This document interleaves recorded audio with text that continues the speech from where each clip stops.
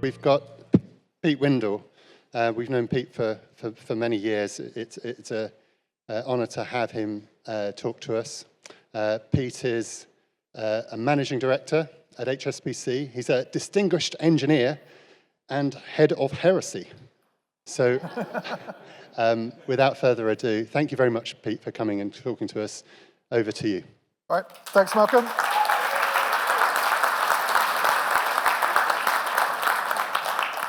You're stopping already? Okay, cool. Just wanted to keep this slide up for a minute.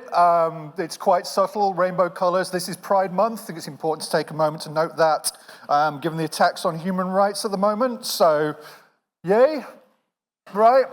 I want to talk to you today about taking control of your trading system. This is kind of a bimodal talk where I'm going to talk about what we did to demise the trading system, and then I'm going to geek out a bit about our trade repository. Can I just get a quick audience participation check? Hands up everyone who's got Clojure in production.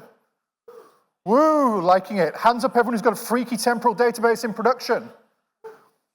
Okay, hands up everyone who thinks they've got something that we might call a primary trading system in production. Excellent. How many of you paying money to vendors where you might want to bring it in-house, your own engineering capability? Right, so from that, I think 25% of you are going to be bored by this. The other 75% are going to love it. So let's talk about history. HSBC, founded in 1865. Pete Windle, founded in 1974. 50 glorious years for me, 160 glorious years for HSBC. We came together 20 years ago, and the sum is more than this. The product is more than the product of the parts.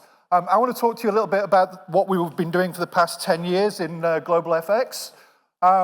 Let's start with what a primary trading system is, right? So for the purpose of this talk, I'm talking about post-trade trading systems. So not any of that funny electronic trading stuff up front. What happens after you've actually done a deal with a counterparty? You book it into your systems, right? You've got it there. You then need to manage your risk. You need to manage your risk not just on a trade-by-trade basis, but you need to manage it in aggregate.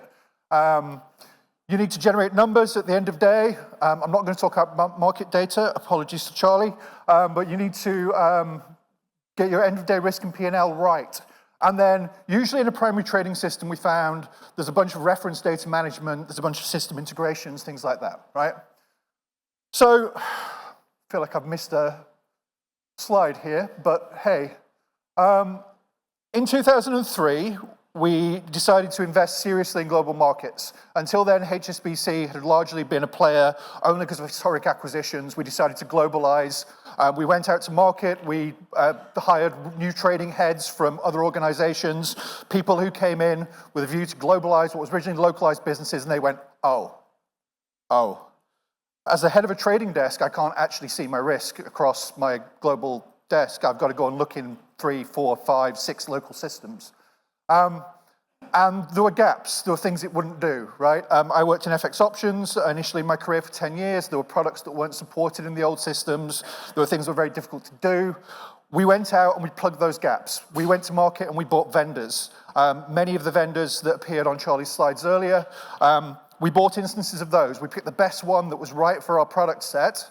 And that was great, right? For what we were trying to do, going from a localized business that was not anywhere near any of the rankings to a global business which had ambitions, these things were great. We bought them, we turned them on, and we went. So we scaled up, and these things enabled us to scale up 5 to 10 times in some cases, right? Whether that's in ticket count in some cases, revenue and P&L in others, and these things are great, and they got us going. But at HSBC scale, we need more than that, right? When we have aspirations to become tier 1 businesses and compete with everyone, and our ambition is to be number 1, so those of you working for other organizations in the same space, watch out, we're coming for you. But we have scale, and also these monolithic architectures are hard to change, and it's hard to get what you want, right? Our business is one of the leading FX businesses on the planet. We know how we want to manage risk. What we're getting is a vendor's view on how that needs to work. So,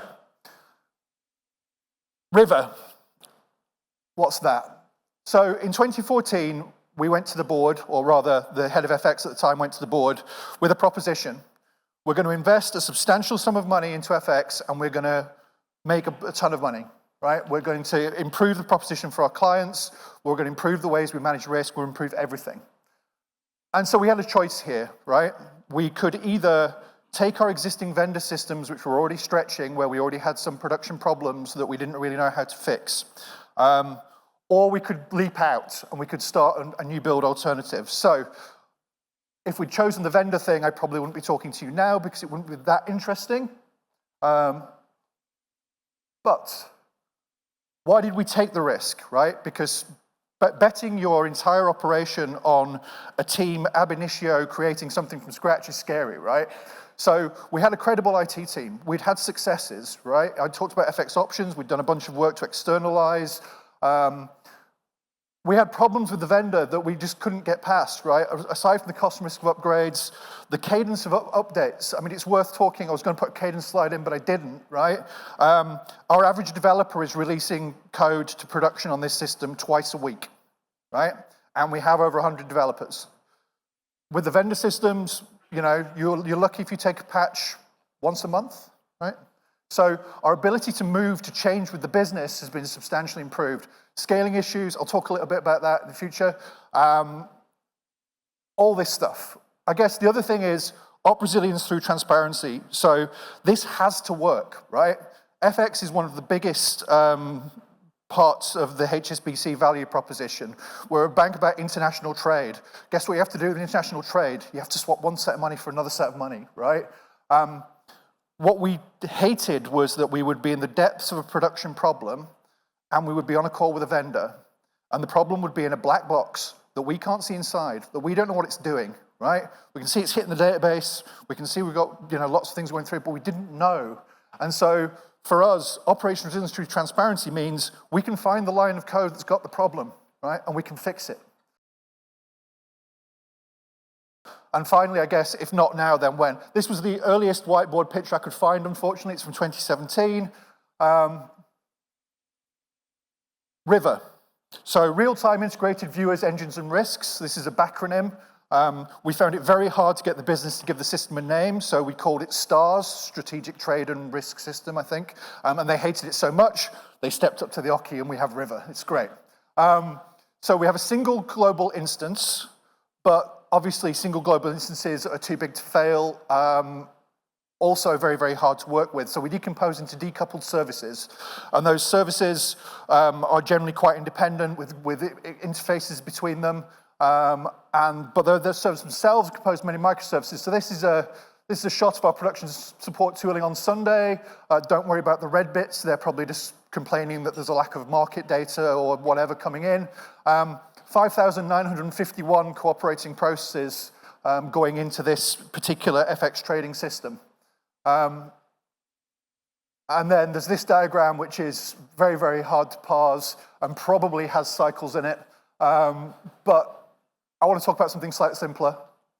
If I get closer. Right. So this is my schematic for what these things do, right? Someone upstream does a trade. It might be an electronic platform, might be a salesperson or a trader on the phone. Those trade details are then keyed in. They hit trade lifecycle. What does trade lifecycle do? Trade lifecycle is about routing, right? If you trade Euro Vietnamese in Vietnam, we might go, okay, great, you manage the dollar Vietnamese risk onshore and you keep that, but we're going to move the euro dollar risk out to the global book, right? Because we manage euro dollar risk in a global book. So trade lifecycle makes decisions like that. It makes decisions like, oh, hey, you've done an outright forward. Well, what we do with that is we turn it into the spot risk and we turn it into a swap so that we can manage the interest rate risk separately. Trade lifecycle will do all that, right? So it's basically taking the events, and events can happen from inception, or they can happen from market activity, or the client's calling up and wanting to do something. Doesn't matter. We take them into trade lifecycle. We work out how from that description of the trade we book it, right? Then we book it into the trade repository. Trade repository is super important. We'll talk about that in a bit. The two main things that we feed from the trade repository are intraday risk. So intraday risk being what the trader sits in front of, right? Trades are coming in all over, all day, every day. No one looks at an individual trade unless something unexpected's happened, right? Everyone's looking at an aggregated picture of their risk. To get that risk, we've had to run it through our quant analytics to get the risk in terms of all the different risk factors, and then we display it to the traders. That works in real time. When we started this, and just to give you an idea, I mentioned this is not about front-end electronic trading, but the latency goal I gave people was that if we traded something in Tokyo, that would loop through the global instance in the UK and be visible to the trader in Hong Kong within a second, right? So it's human in the loop times. It's not microseconds, but it's still quite a hard requirement. You'll note that intraday risk is downstream of the trade repository. That's for a reason, right? And we'll talk about that in a second. End of day calculations also, that's where we kind of do our bulk risk and valuation. Tends to involve a lot more about throughput rather than latency, right? So it's not 1 second, it's 2 or 3 hours for an end of day batch. Maybe longer if we talk about FRTB and expected shortfall, but that's a different presentation. This is a view of the screen. It's been anonymized for whatever purposes. It's what you'd expect, right? It's a flashing spreadsheet of numbers, some of them red, hopefully more of them green. I think I snapped this on a Sunday again, and I think this is basically showing that we made $1,000 out of the flow that was booked into this system over that day. That's generally because we don't book all the risk that we take on through retail during the weekend until the end of the weekend for reasons, right? So let's talk about the trade repository. This is fun bit. So this is really hard, right? Creating a full fidelity trade repository is really, really difficult. Without the trades, you've got no risk, no end of day, no trading system, fine. But it's the 100% accuracy that's the problem. You can have 10 million positions and have one of them off, and suddenly the trader is seeing a number, right? He's seeing that he's, oh God, I've got to go to market and sell 20 million euros, right? Or even worse, a yard of euros, a billion euros, right? He goes to market and does that. Turns out actually it's a problem in your production system and not in his actual trading book.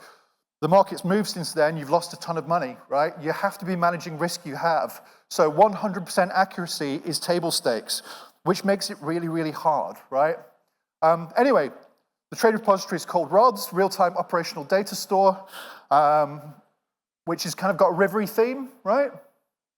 Right? I told you these were all acronyms. Let's talk about innovation tokens. So we did have a number of trade databases already, right? We'd produced them for different things, as well as the primary trading systems, which were only accessed through the vendor UI. We had a bunch of things that were pointing towards salespeople, say, or clients, right? To let people log into our single dealer platform to have a view of their trades. There were incumbent solutions. None of them were going to be good enough for us to replace the core trade economics as part of the risk. We decided that schemaless document databases gave too little structure.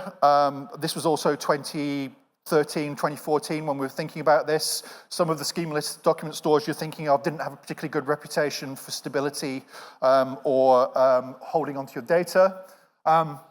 Traditional relational databases, high barrier to entry. Hands up everyone who 15 years ago had to get their DDL run in by a DBA. Right? Hands up everyone who has to do that now. DevOps, guys, you know, DevOps, okay.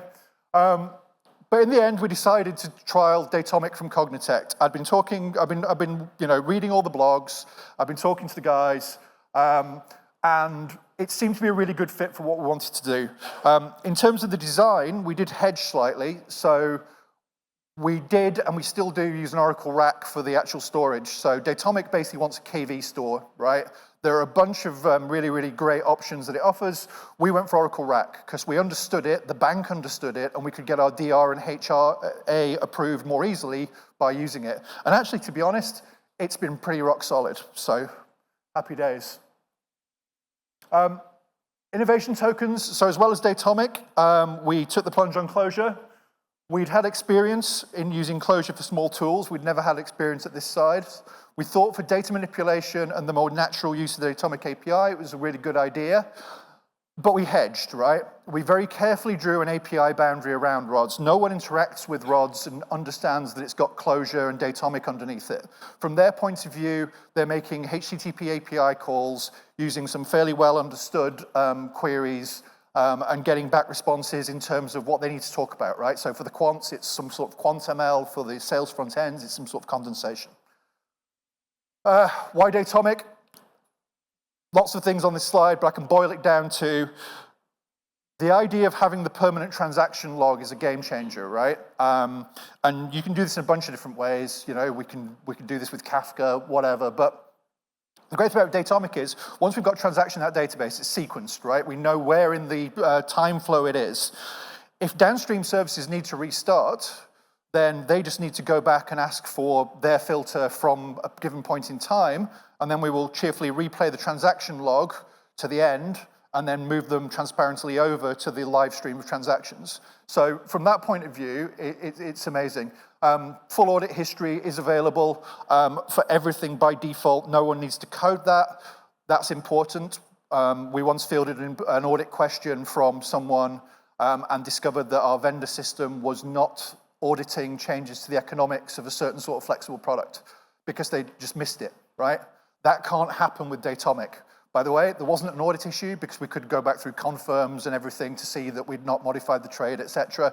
You can usually get there another way, right? But yeah, that's great by default. The other thing is that the single transactor model people used to worry about the scalability of.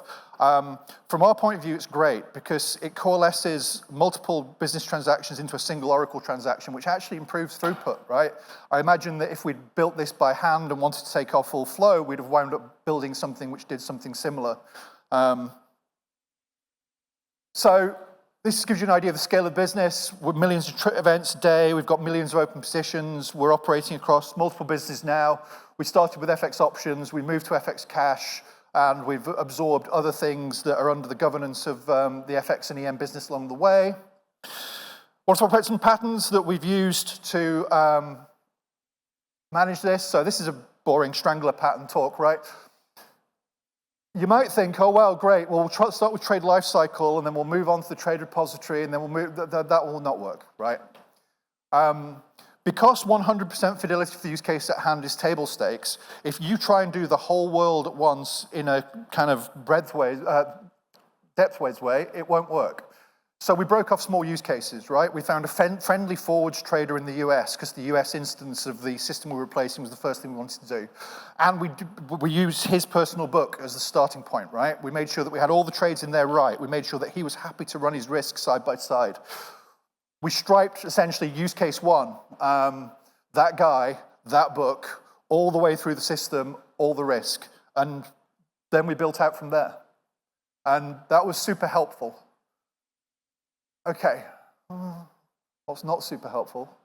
Problems I've personally seen. So we've run out of numbers in databases because they weren't house kept. We've run out of ints because well, you laugh, right? But back when these vendor systems came to be, the reason they came to be was because Excel would only fit 655,034 trades and a header into a book, right? So your trader's there going F9, F9, oh no, I'm on row 60,000 now, right? It was an easy sell for those vendors to go, we're putting stuff in a database. Like, when the limit was that number of trades, 2 to the power of 31 minus 1 is a long way off, right? At our scale, 10 years later, it wasn't.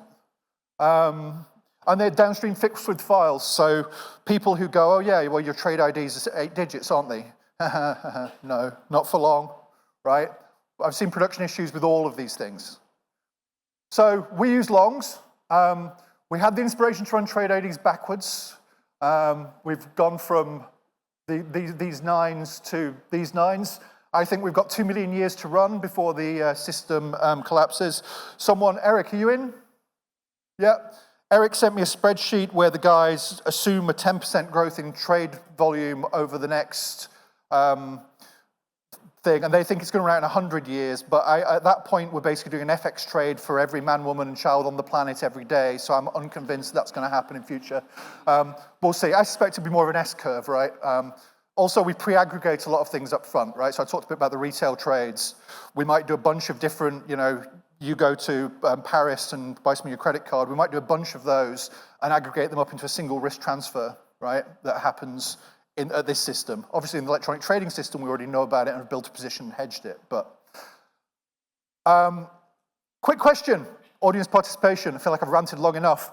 Why do you think that we've got 15 digits when 2 to the power of 63 has 18 digits? Anyone want to take a punt? Sorry? No. So, anyway, no, I'll take one more. Sorry? Yeah, if you're encoding, JSON encoding is terrible. Someone needs to invent something better than JSON that's as widely adopted. That would be great, thank you. No, the reason for 15 digits is because a lot of what we were doing was working with the quants. They were retrieving quant.ml. They were getting their trades. They were putting the trade ID into an Excel cell, and then they were asking us why they couldn't retrieve the same trade. And the answer is because Excel had stored it to n significant figures and then was rounding it off to 000 at the end. Hence, we moved to 15 digits rather than 18, which is a bit disappointing because I was hoping that this system would run until the sun goes red giant and it all becomes someone else's problem. So the query engine, we started by using Datomic Datalog. It didn't meet what we needed to do. Together with Cognitect, I think we had quite an embarrassment of talent. We had Stuart Sierra and Mike Nygaard working on this at one point. We built a query language, and it enables us to do the sort of things that we wanted to do with trades much better than the generic data log, because we don't really do many general queries, right? We've basically got probably 10, 12 fixed things we do. The other thing is that this stuff's quite hard to tune and get performance. Those of you who've built like long transduction pipelines in Clojure should probably feel this pain. And if you haven't done that, then I recommend not doing that. But profiling this is quite hard because it's a very, very, very weird stack trace and a very, very weird stripe. We put lots of metrics in. And at the end of the day, for some use cases, so bulk retrieval at end of day, we put in a Postgres cache of the quant.ml, because even with the best query engine in the world, dehydrating a bunch of attributes and then turning them into an XML or JSON thing took 3 or 4 times longer than just reading the bytes off disk. Heap sizes, really quickly, we run with 128 gig heaps. This enables us to keep the live trade population in memory. We use Azul Prime for decent GC behavior, although we do evaluate other things as they come along. You know, the world has changed, but yeah. I guess I should also mention that we do, I believe, segment the queries so that we keep some peers for live queries and some peers for historic queries, which means we don't pollute the object cache. Final thing, and some pictures. So Datomic itself has soft limits. We thought they were an awfully long way away when we thought about this. We kind of thought an FX forward has 7 attributes, right? 2 currencies, 2 amounts, a value date, a book and a counterpart, right? 7, how hard can it be? By the time you've actually gathered all the record keeping that you need, the sales groups, the, what was the actual market price at the time, what was the spread and everything, we wound up with forwards having about 100 attributes. And so 50 to 100 million datums a day, we quickly ran into, or we didn't quite quickly run into, I think it took us about a year, and then the system started slowing down substantially. We got to the point where Datomic just doesn't take any more data, and so we created a solution, which is simple, right? So this is, I'm going to use the laser pointer now and point it this way, Addy, yeah? Okay, cool. So this is our current live database, right? It has a bunch of live trades. Newer trades tend to be live, right? If you have an FX spot business, then most of what you do is probably FX spot. Those things live for 3 days, right? It's incepted, it's settled at T+2, maybe T+1 for some things, right? Maybe T0 if you're especially lucky. And then it dies. So you end up with a trade database that's got lots and lots of dead trades in it, but then the occasional live one, right? We did a 1-year forward with those guys, so we've got a live thing sitting in the middle of the index. So what we do is we take the live population and we start a new Datomic database. So this is still within the same underlying Oracle store, which is fine, but it's getting around the fact that Datomic structures start to creak above a certain amount, right? So we copy the live trade population out into a new database.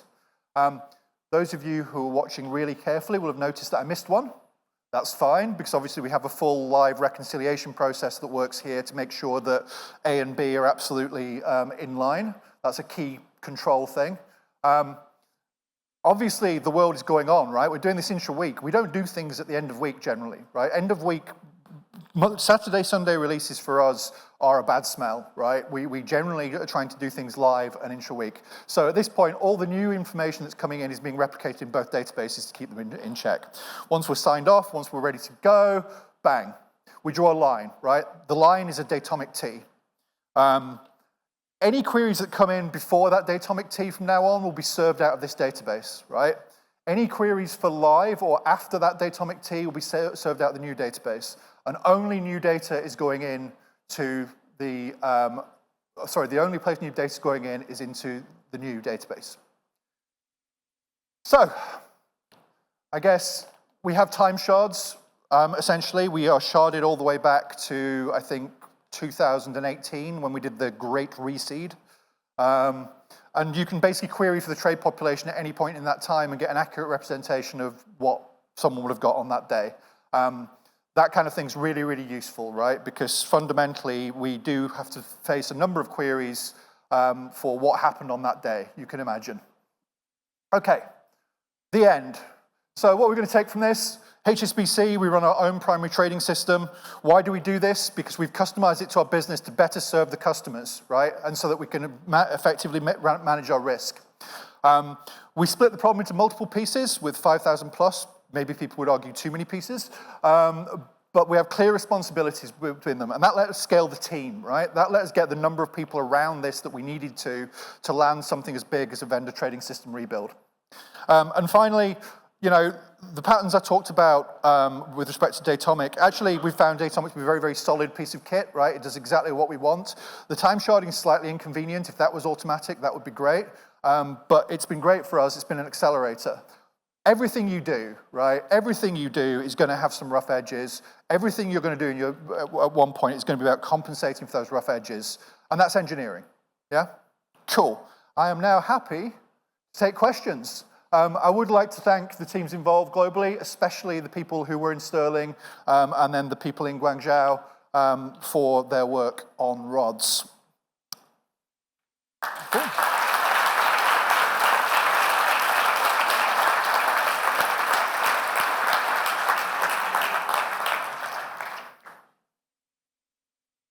So I think we've got time for some questions.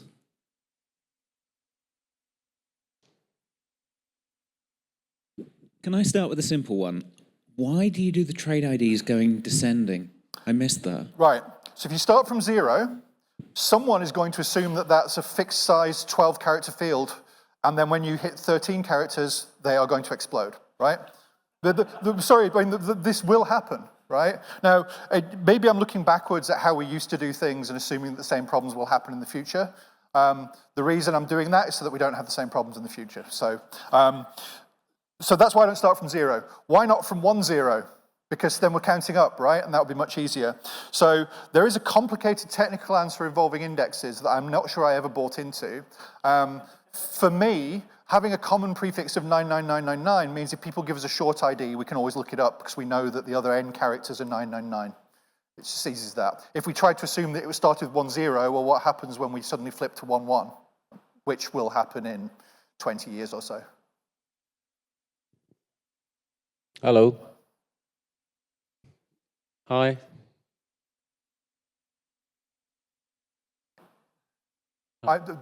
How long did it take to go from that whiteboard picture to the final migration? So that whiteboard picture was from 2017. We were live in the US in 2018, and we demised the vendor primary trading system in, I think it was the July of that year. So I'll be honest with you, we incepted the project in 2014. We went in some different directions.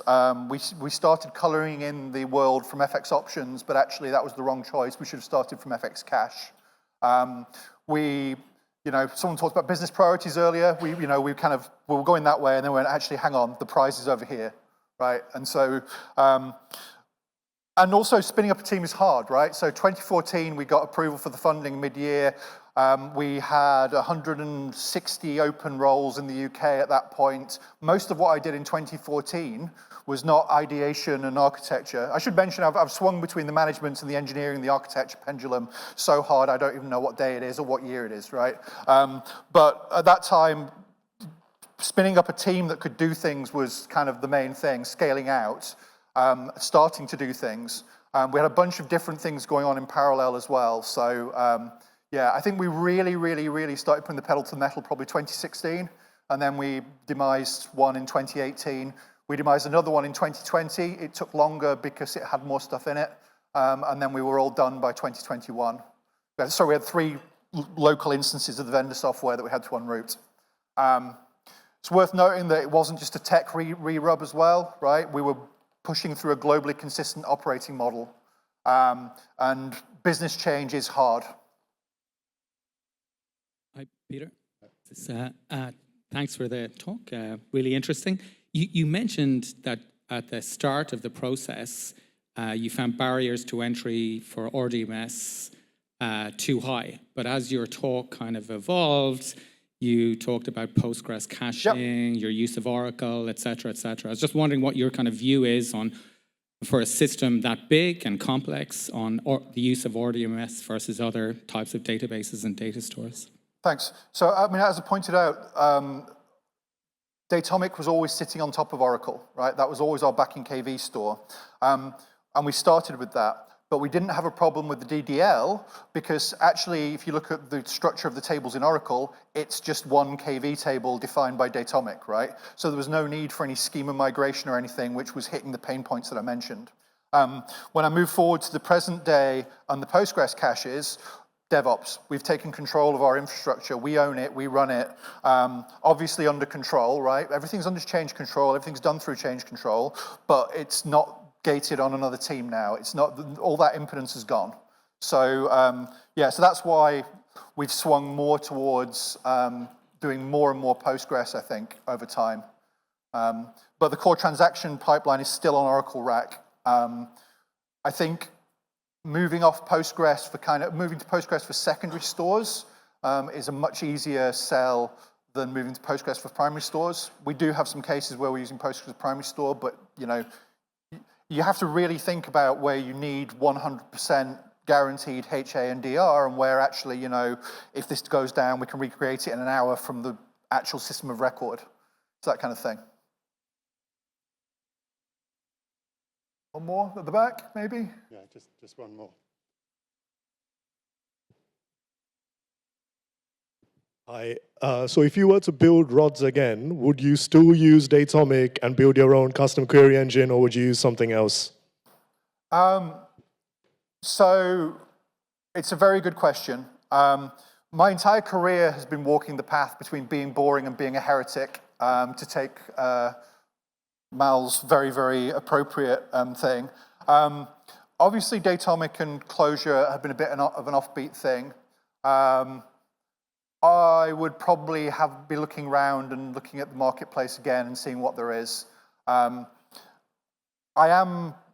We could do this with Postgres plus a very, very controlled framework on top, right? So all those things I talked about, losing audit tables and things like that. The temporal stuff is incredibly useful, but in different circumstances than we thought. So we also have a kind of temporal risk front end, which is different, right? The risk aggregator involves a different set of problems, right? Like you've essentially got 100 million numbers to add up in real time, rather than I really, really want the 100 attributes associated with this forward to be stable and ready and good. So I'm not going to say no, but I am going to say that I would be looking very carefully at what's available in the market and making the decision based on where we are 10 years on. There's a lot more stuff. There's a lot simpler stuff, and I might be pulled in either direction. I can fall off the tightrope on the boring side or the heretic side. Thank you very much, Pete.